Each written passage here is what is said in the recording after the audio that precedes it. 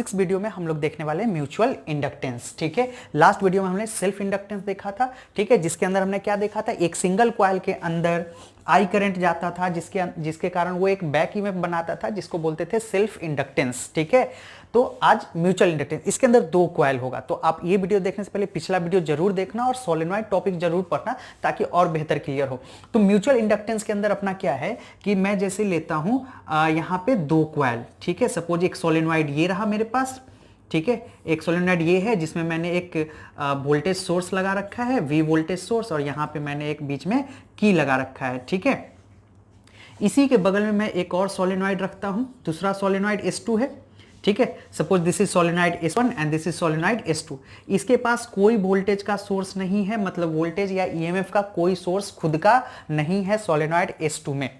अब देखिए, mutual inductance के अंदर 2 कॉइल होगा, वहां पे एक ही कॉइल के अंदर जो इंडक्शन होता था, ईएमएफ जनरेट होता था, उसे इसलिए सेल्फ इंडक्टेंस बोलते हैं। यहां म्यूचुअल इंडक्टेंस में क्या हो गया, प्रोसीजर सब कुछ वही है, सारा फेनोमेना वही है, बस यहां पे क्या आ जाएगा, एक कॉइल के अंदर करंट देंगे जिसकी वजह से इसके अंदर ईएमएफ होगा। कैसे होगा देखिए, जैसे मान लो अभी स्विच ओपन है, करंट की वैल्यू क्या है, 0 है। ठीक है, 0 एम्पियर करंट की वैल्यू है। मैं क्या करता हूं, इसमें स्विच को क्लोज करता हूं। स्विच क्लोज करते ही इसके अंदर सपोज एक I1 करंट जनरेट हुआ। अब I1 करंट जनरेट हुआ तो करंट का अब नया वैल्यू क्या हो गया, I1। करंट का वैल्यू क्या हो गया, I1।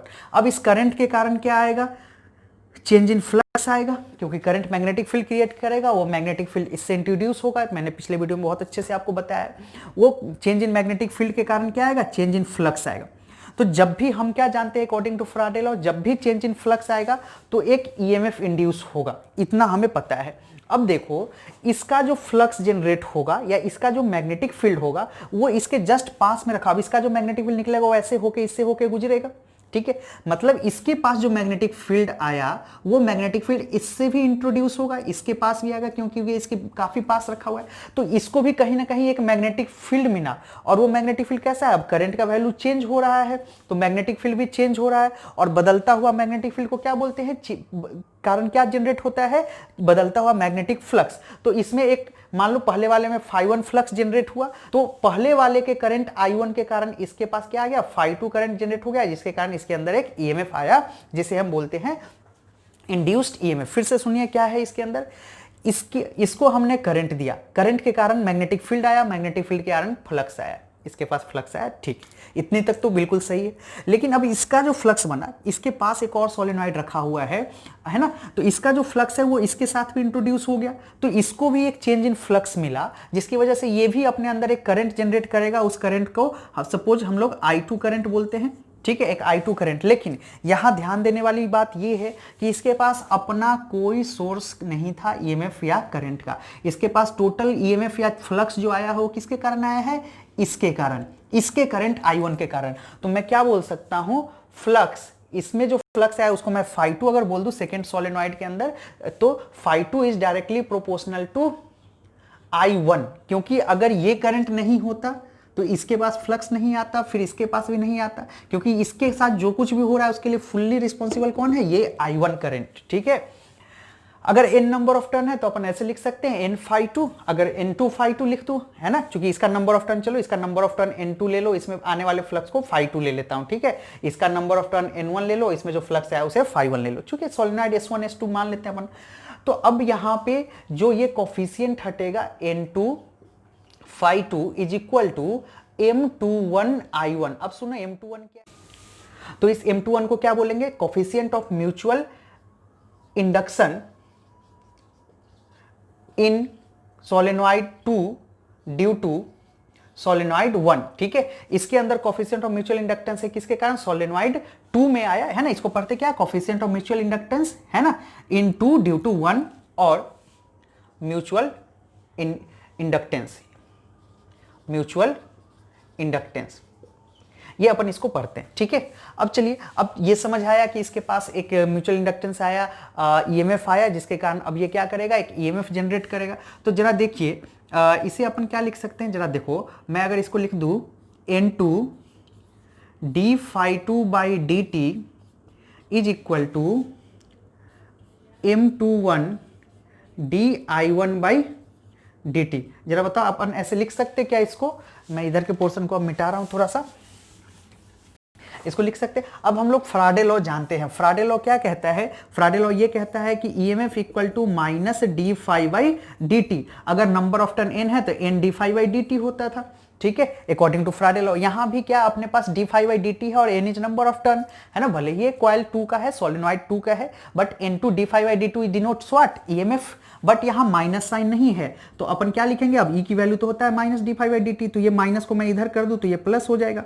तो इसकी जगह मैं क्या लिख सकता हूं? माइनस ई, है ना, ये फॉर्मूला फ्राडे लॉ मैंने आपको सिखाया है। Minus e is equal to m21 d I one by d t, ठीक है। तो सेकेंड वाले कॉइल के अंदर जो ईएमएफ आया उसके लिए रिस्पॉन्सिबल कौन है? पहले वाले कॉइल का करंट। तो this is EMF in mutual inductance. तो सेल्फ इंडक्टेंस म्यूचुअल इंडक्टेंस में डिफरेंस आपको क्लियर है? अच्छा, नोट्स आप डाउनलोड कर लेना, नोट्स बिल्कुल मैंने अटैच कर चुका हूं नीचे डिस्क्रिप्शन के अंदर। तो यहां दो कॉइल में होता है, एक कॉइल में जो चेंज इन करंट आता है जिसके कारण दूसरे में फ्लक्स इंट्रोड्यूस होता है, जिसके कारण इसके अंदर ईएमएफ आता है। अगेन वो ईएमएफ अपने अंदर होने वाले चेंज को अपोज करेगा। क्लियर? तो ये तो रहा ईएमएफ का, ठीक है। तो आप स्क्रीनशॉट अगर लेना चाहो तो ले सकते हो इसका, है ना। अगर चाहो तो यहां से माइनस साइन को हटा के इधर कर दो, कोई इशू नहीं है, ठीक।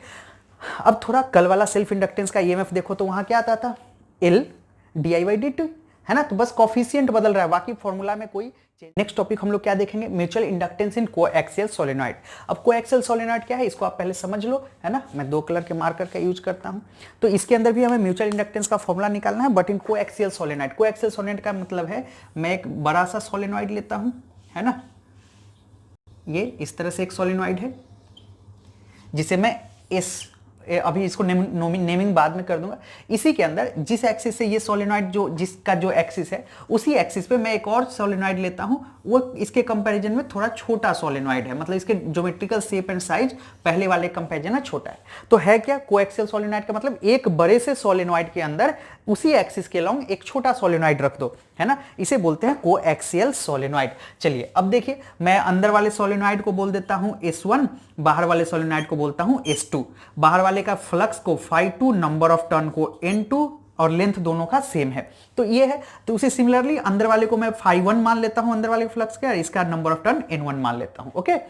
तो अब हमें ईएमएफ म्यूचुअल इंडक्टेंस फाइंड करना है। तो हम लोगों ने अभी जस्ट क्या देखा है कि जो N φ1 is equal to N φ2 is equal to M21 I1, ऐसा हमने अभी अभी पढ़ा है ना।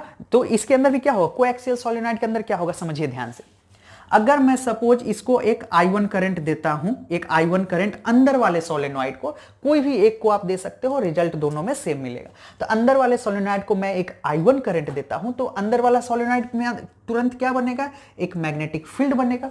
चूंकि करंट चेंज हो रहा होगा तो मैग्नेटिक फील्ड चेंज हो रहा होगा, तो उस चेंज इन मैग्नेटिक फील्ड के कारण उसके पास क्या आएगा? एक फ्लक्स आएगा। अच्छा, जो बाहर से एक सोलेनॉइड S2 है ये इसी के साथ है, तो ऑब्वियस सी बात है अगर इसके पास कोई मैग्नेटिक फील्ड बनता है तो ऑटोमेटिक वो दूसरे वाले का भी मैग्नेटिक फील्ड हो जाएगा, क्योंकि सेम एक्सिस है। तो फेनोमेना यहां भी वही है, एक कॉइल में करंट देंगे जिसके कारण उसमें चेंज इन फ्लक्स आएगा, और उसके कॉइल के चेंज इन फ्लक्स के कारण दूसरे वाले में भी चेंज इन फ्लक्स आएगा, जिसके कारण ये दूसरा वाला एक ईएमएफ बनाएगा जो लेंज लॉ के अकॉर्डिंग क्या करेगा? अपोज करेगा अपने अंदर होने वाले चेंज को।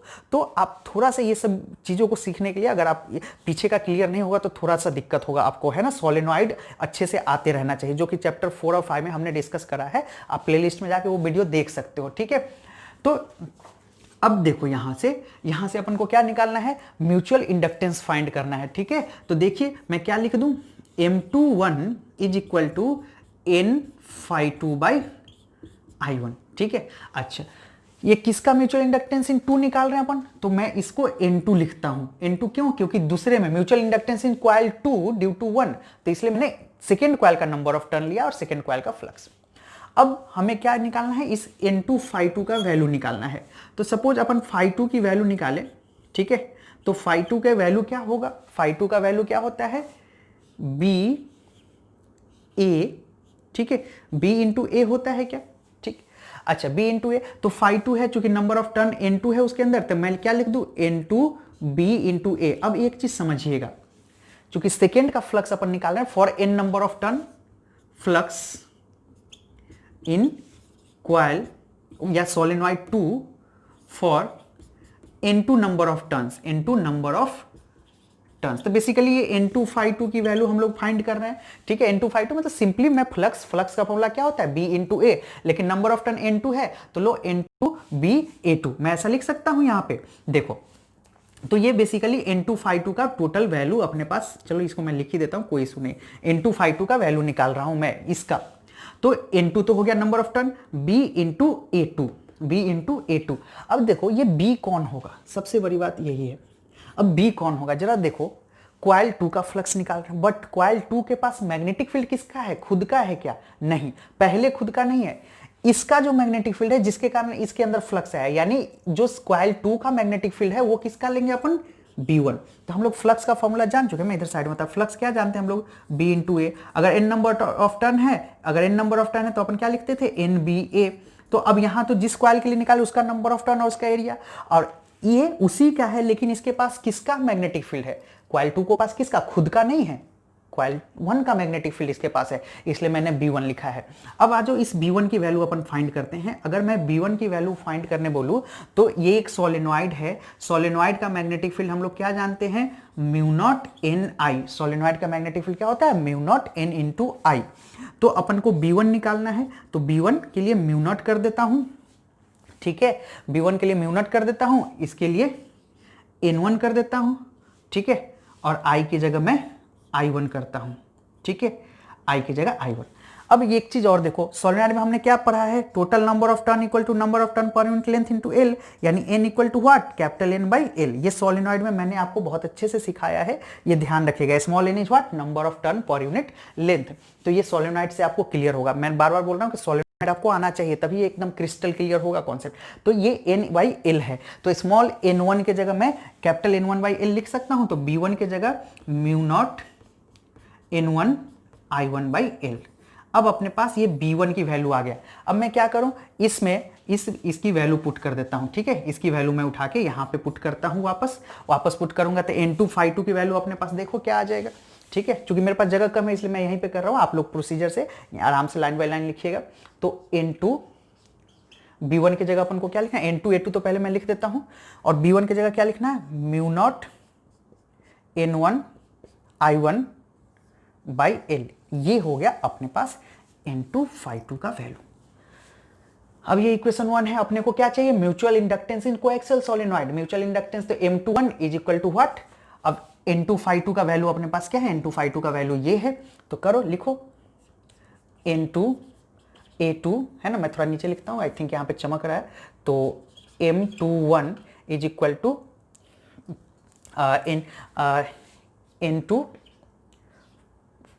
A2 है ना, N2 A2 mu naught N1 I1, ये सारी वैल्यू को रखो अपॉन L, और ये इसका I1, ठीक है। तो I1 कट गया, M21 is equal to N1 N2, ठीक है, mu naught into A2 by L, जहां L क्या है, अब A क्या है, area of cross section of second coil. N1 is number of turn in first coil, N2 is number of turn in second coil, mu naught is permeability of free space जिसकी value 4 pi into 10 to the power -7 होते हैं। ये सारी बातें notes में लिख दूंगा, अभी मैं बोल रहा हूं सुन लो आप।